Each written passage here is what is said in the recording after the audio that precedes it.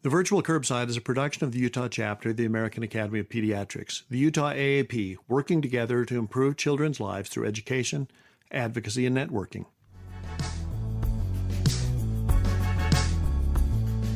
Hi, this is Paul Wirkus from the Utah AAP. Welcome to this week's edition of the Virtual Curbside, where we bring pediatric providers together with subspecialists to get smarter about all things pediatric and better acquainted as a community of caregivers.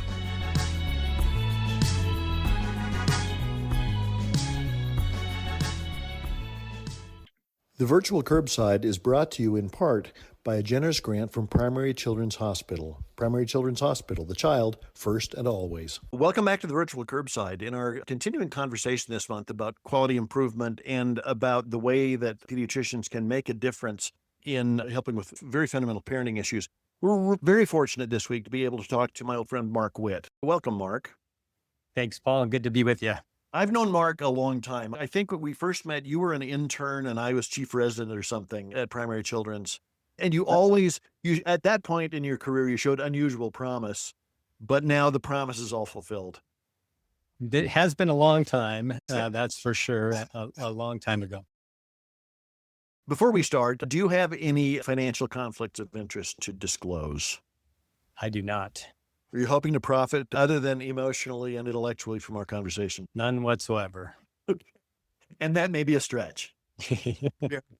Fair enough. I wanted to start off because I think the whole issue of quality improvement is an interesting one because we do things in pediatrics, and I think it's very easy. You've been doing this quite a few years, and I think that you end up with a combination both of what has worked for you, both clinically and in terms of the way a visit works. But how does quality improvement help you do that more effectively, given that you've got a lot of experience? Yeah, I think it's been an interesting area of medicine to kind of look into. I think it's great that the American Academy of Pediatrics and board certification pushes you in that direction. And I think probably all of us as pediatricians really want to learn, want to improve, don't always know how to do that. And the AAP helps you with that, which is awesome. And I think to me, the real interest is just in learning and trying to get better and improve outcomes for our patients and in terms of improving efficiency for us too, because as Paul, we're seeing a lot of patients every given day and trying to get through that as best we can. So I do think it's probably just that learning piece and just trying to get better and trying to improve each day. It is nice that the board requires a maintenance and certification activity related to quality improvement. And as I've said to other guests, you could either just do what you can to fill in the blank, or, what you've been doing, obviously, has been trying to do something effective to actually make a difference. Hats off to you for that. I think that's part of being a pediatrician, being a doctor in general, going through school and wanting to learn and improve and provide that quality. I think it's been very rewarding to be involved in some of these projects. I've learned some things not to do, as well absolutely. as to do. And one of the other things too is if you look at the recommendations of a document like Bright Futures, I think if you mapped out covering everything that you could possibly cover in a visit, then you would have one visit a week. You come back for part 2 tomorrow. I think that one of the great advantages that you have is with a lot of experience, I think you learn how to read a room in a hurry and try to make sure that people are heard and you get to what's most important to them. But I think also you try to take the most effective path to give them what you feel they need. For sure. I agree with that for sure. Visits can go lots of different directions, whether it's a well visit or a sick visit, as you well know, Paul. It's just one of those things. And I do think that's part of the efficiency piece, just learning what works and how to read that room, how to get it, because there's usually 1 or 2 patients waiting for you and you can't spend all that time. And I do think those guidelines are great, Bright Futures, et cetera, to kind of look at. But I think, again, somewhat with experience, you learn how to sort of carve some of that stuff out and hit the big stuff and improve that way. And I think that one of the things that you bring to the table as a good pediatrician is that you also try to figure out, what can I offer these people in this situation? What do I know about them already? And what are they telling me? Because I'm listening, which is one of the tough things, is that one of the things that we need to do in practice is listen at least as much as we talk. Yeah, for sure. And I think that's part of the benefit to being a primary care doc. You do know those people. You do know what they're coming to you for. and what they need. Sometimes you and I both 30 years now or so, give Yeah. or take. And it's very rewarding to have that piece. And I do think it helps to know patients that way and to realize where they're coming from. Absolutely. I think the thing that animates my career is the primary care. It's knowing people and having the great both advantage and privilege of sitting almost inside a family and being able to be helpful. Yes, you probably had the same experience. I've had many parents say, Dr. Witt has known you basically longer than as long as your mom and dad. He Amazing, was right? there within the first hour or two of birth sometimes, right? And it's rewarding to hear that. And the kids, of course, now they're teenagers at that point, roll their eyes, but it's still rewarding for us to hear that. Yeah, but look, Mark, you're in a privileged position if you can be one of those people who gets a teenager's eyes rolled at Mm. because you have to be part of the inner circle for that. If there's teenagers listening to this podcast, they're rolling right now because I'm good at it. The other thing is, and I'll just mention this in passing and we'll get into the meat of this, is that we also both know that one of the things we try to do as well is be ready that often once you think the agenda is all filled is when they say, oh, there's one other thing we want to talk about, because that's going to be two things, difficult, but something that's very dear to their heart that they're confiding in you and they want to talk about. But that could be a schedule buster. Yep, for sure. It's just spending that time and learning and all those questions answered, even if you're taking a step out the door and you may have to sit back down and redo it, reshoot from the hip. Absolutely. Let's talk about screen time and digital wellness. I should tell you that the book club episode with Angela Giardino for this month, I'm finally going to read Steve Covey's book, 7 Habits of Highly Effective People. And I was reading a part of it where he said they had a family meeting and they decided that their family would benefit from only having 7 hours of screen time a week. Does that sound current? I think Paul and I, both you and I talked about sort of the irony of two old guys talking about screen time / social media, stuff like that. We got this. We've got this. Because we really are on the frontier with this, because I think there are a lot of things we don't know about what happens when you're immersed in a screen and in the world of that screen all the time. Yes, I think we're absolutely right. We don't know. I grew up in a small farming town in Wisconsin, not being a farmer, but I think with the new AAP recommendations on screen time, they've realized that too, that this is all new for us. And what we've suggested in the past is probably old. And that farmer analogy was the horse is out of the barn. And now we have to keep the horse safe, right? Which in our case is keep those kids safe and shift a little bit but I think the new statement is beneficial to us and to our parents in terms of that, oh, you get 2 hours a day. And you've probably had plenty of patients say, I get 2 hours at school. Does that mean I can't do anything at home? And Right. So I think that that's one of the big challenges is that the kids have spent all day on a screen at school.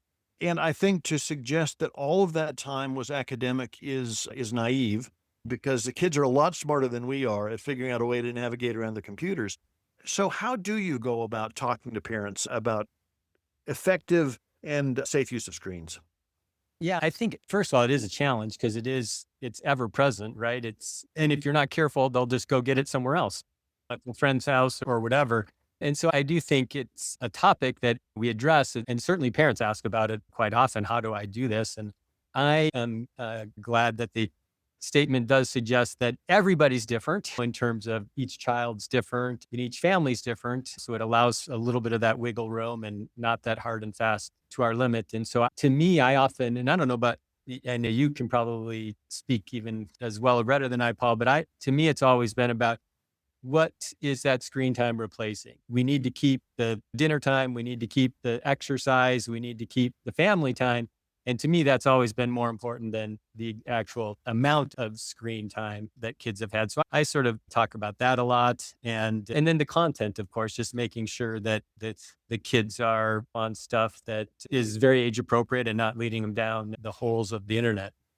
Yeah, we talked about Book Anxious Generation a couple of months ago on the book club, and it's fascinating and a little discouraging to think about this grand experiment of people exposed to social media from a very early age and content that no one would have seen back in the day. So what do you suggest to people?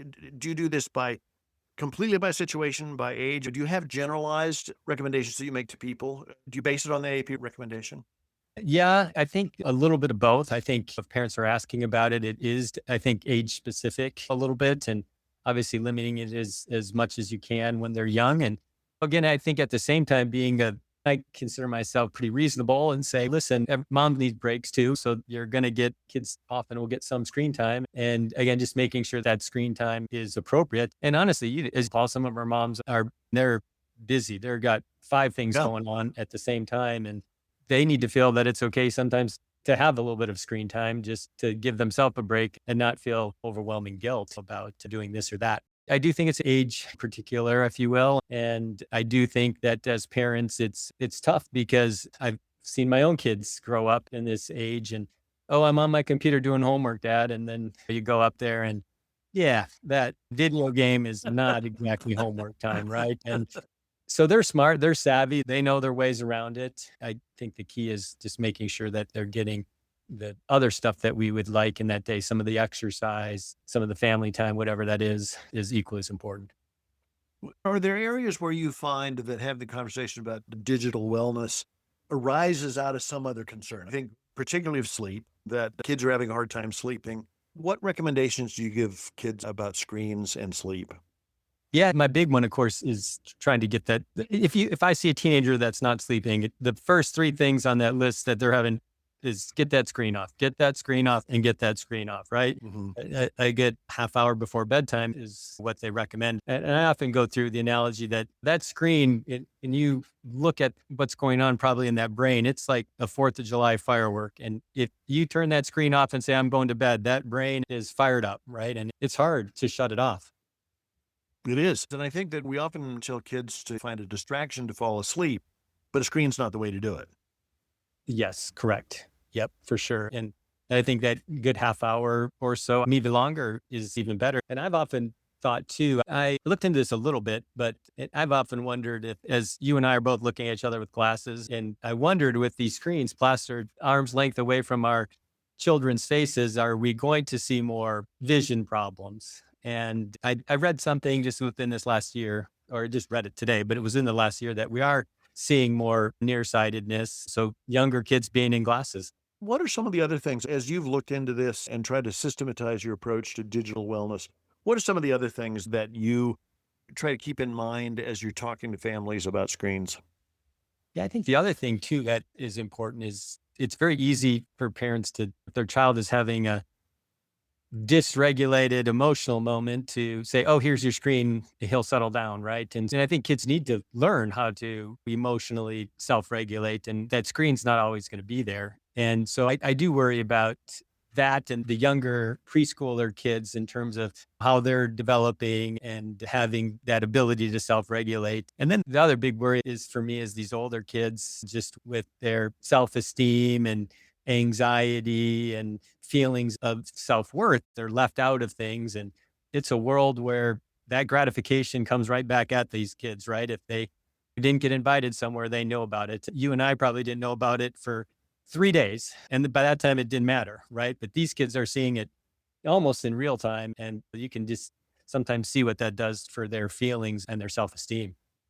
Sure, because it seems like what you do to self-soothe is the thing that also makes you more agitated and feel bad. Yep. It's a good way to look at, for sure. It's a self-fulfilling prophecy, I guess, right? Where it just goes back and forth. How do you help people navigate the progression through life? So I think we're both pretty clear that we probably shouldn't be giving a phone to a toddler. To 18-month-olds probably don't need a phone of their own. What do you tell people to do by age, and how do you help them progress from one stage to the next? It's a good question. And I think there's honestly some irony there, Paul, as you just mentioned that, because one of the things I often ask parents of toddlers is I'm asking them about fine motor skills. I say, hey, can they hit your phone? So Yes. maybe I need to change that real quick here. But yeah, I think that under about 18 months, the less the better, I think, is pretty well established. And then after that, trying to maybe watch it with kids. So you're engaging with them, that kind of thing. And then as they progress then through that school age, it's still kind of the limits and maintaining the exercise and whatever family times, chores, et cetera, needs to be done. And then I think the toughest age is the older kids that maybe have their own phones or their own devices. And then you get into, at any age, the younger kids too, content. But that's, I think, the real big problem is that content. So if parents can put limits and those content filters to minimize that. Related to that, and I think you sort of alluded to this, one of the things that I sometimes talk to parents about is some of the control issues probably begin with what we're doing as adults. What are our kids seeing? How often am I on my phone? I'm thinking that, so I was traveling with some of my grandkids not long ago, and there's a picture of me sitting at the baggage carousel checking my email because we had just landed, and my grandson is sitting right by me, and I thought, there's a missed opportunity. What was so urgent that I had to look at my phone when I've got this really precious kid sitting right by me? No, absolutely. I think that modeling, keeping room screen free, potentially dinner time screen free. I have a picture that I should blow up because we're all at, my wife and I and our 6 kids are at dinner, and I'm taking the picture obviously with my phone, and everybody else is on their screens waiting for dinner. There's no interpersonal conversations going on. They're all on their screens. But I think that's the key point, is that kids learn from us, that from early on, they're watching us and they're learning and they see that. And I think that's a great point, is that as parents, we definitely need to model that behavior and resist keeping the screens down. Tell me, so expand on something you said just a minute ago. You said you like to keep some places and situations screen free. Tell me about that.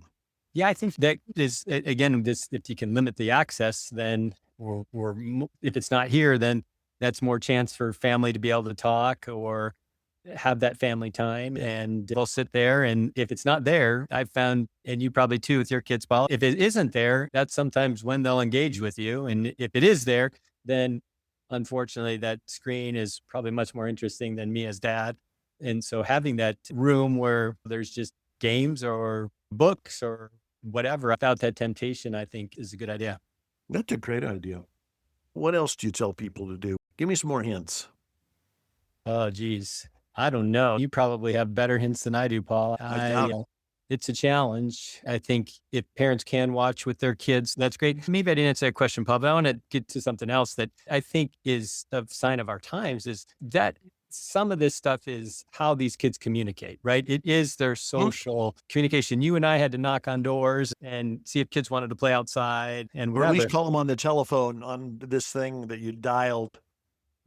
Exactly, with your sibling listening to you, and Right. The privacy depended on how long yes, the cord yes, was. yeah, Yeah. that went out the window. So I think that's how they communicate. So there are some benefits, right? If that's their means of communicating. And again, I tell parents, I get it. These games are fantastic, right? Like I played Asteroids, and not very good graphics, and these are very stimulating. I had a mom the other day, the boys were in there, and they're a little bit older than probably 16 and then 12, and they each have their own TV or screen, and they're playing video games together, but they're in separate rooms. And the youngest was, Mom, but that's how we talk to each other. And so to me, that's a fascinating situation, because that's something that, of course, we didn't grow up in. It's Right. interesting. Right. And again, they're playing with kids, their classmates, they're interacting that way. So that's where I think some of these big studies will come out of what that impact is on interpersonal communication. I do think that the one thing that we have to be able to do is just, for us, we need to connect. We need to model connecting, and people need to connect, and they have differing needs for that. But I just hope none of this puts us in a position where we're more likely to connect with the virtual world than with the actual world. Yeah, it's come a long way. It's definitely a speeding train Right. on a Right. path that, I don't know, right? And hopefully, but I agree. I think we as humans, we need to connect. And that's kind of the way a lot of our young people are doing it now. There you go.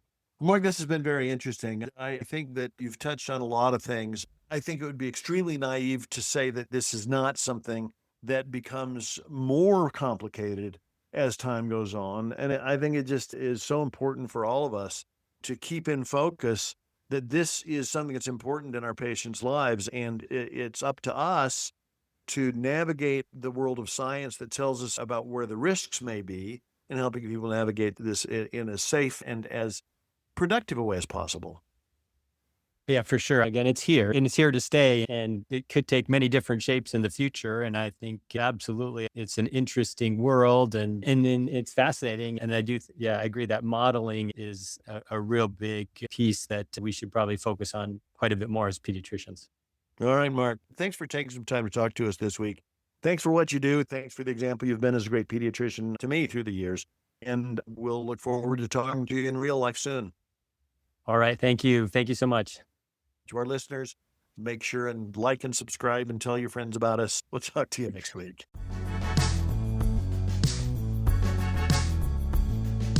Thanks for joining us.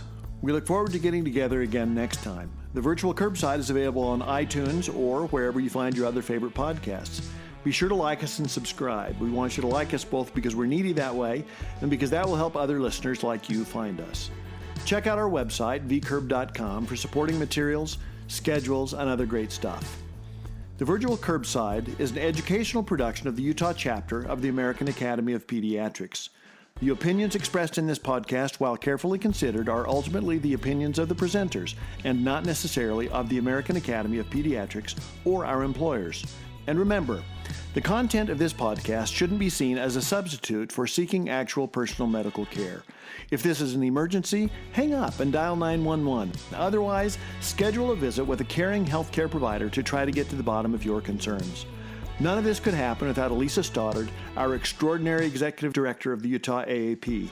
Many thanks to Tim Cosgrove for his help on the website and logo design. Thanks to Paul Wirkus, who composed the theme music. See you next time.